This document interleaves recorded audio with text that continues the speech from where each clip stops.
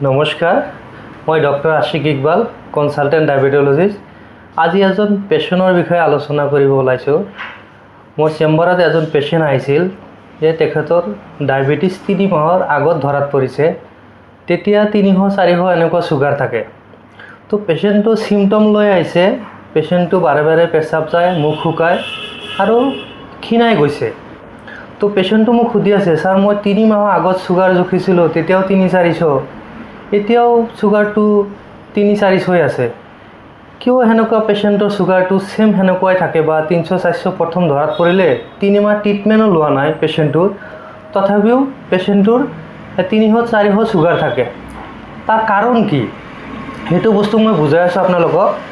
যেনেকুৱা পেশেন্ট এটা ডায়াবেটিছ ধৰাত পৰিছে, তেতিয়া সুগাৰটো বেছি আছে, ধৰক 300-400 এনেকুৱা আছে। পেশেন্টটো ট্ৰিটমেণ্ট লোৱা নাই ধৰক।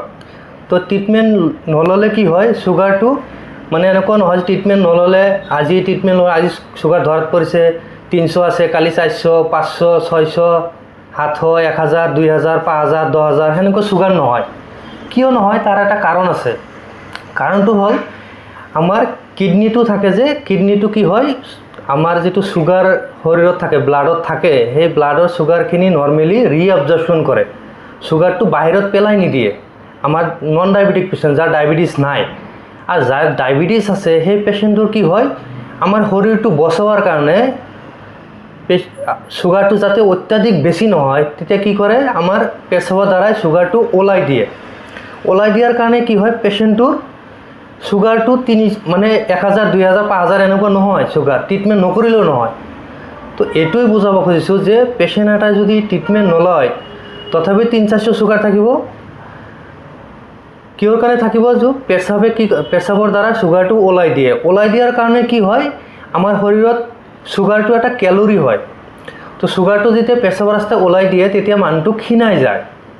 আৰু পেচাব ওলোৱাৰ লগে লগে খালি পেচাবটো নাযায়, তাৰ লগত পানী আৰু সোডিয়াম এনেকুৱা বস্তু পেচাবৰ দ্বাৰা ওলাই যায়। তেতিয়া কি হয়, আমাৰ ব্ৰেইনটোৱে যাতে আমি হাইপোভলিমিয়া মানে পানী কম হৈ যাতে শৰীৰটো বেয়া নহয়, সেইকাৰণে আমাৰ ব্ৰেইনটোৱে পানী পিয়াৰ কাৰণে থাৰ্ষ্টি চেণ্টাৰ এক্টিভেট কৰি দিয়ে। আৰু তেতিয়া আমাৰ পানী পিয়া লাগে, বাৰে বাৰে পানী খাওঁ আৰু পেচাব ঘন কৰোঁ। আৰু সুগাৰটো এটা কেলৰি হয়, তো কেলৰি যেতিয়া গুচি যাব শৰীৰৰ পৰা তেতিয়া মানুহটো ক্ষীণাই যায়। সেইটো হ'ল কাৰণ যে ট্ৰিটমেণ্ট নল'লে পেশেন্টৰ প্ৰথম যেনেকুৱা সুগাৰ 300-400 থাকে, নেক্সট আকৌ 3-4 মাহ পিছত ট্ৰিটমেণ্ট নকৰিলেও সুগাৰৰ ডায়াবেটিছ পেশেন্টটো সেই 300-400 থাকে। সেইটো হ'ল কাৰণ মেইন। তো সেইকাৰণে কৈ আছোঁ মই যে ট্ৰিটমেণ্ট ডায়াবেটিছৰ কিয় কৰিব লাগে এইটো কাৰণে, যদি আপোনাৰ সুগাৰটো নৰ্মেলাইজ নকৰে, নৰ্মেল নাথাকে, তেতিয়া কি হয়, পেচাবৰ দ্বাৰা যে সুগাৰটো ওলাই যায় আছে, সেই লাহে লাহে ওলাই যায়, কিডনিটো বেয়া কৰে। তো এইখিনি বস্তু আপোনালোকক জনালোঁ। যদি আপোনালোকৰ কিবা জানিব লাগে তেতিয়া কমেণ্ট বক্সত কমেণ্ট কৰিব। ধন্যবাদ।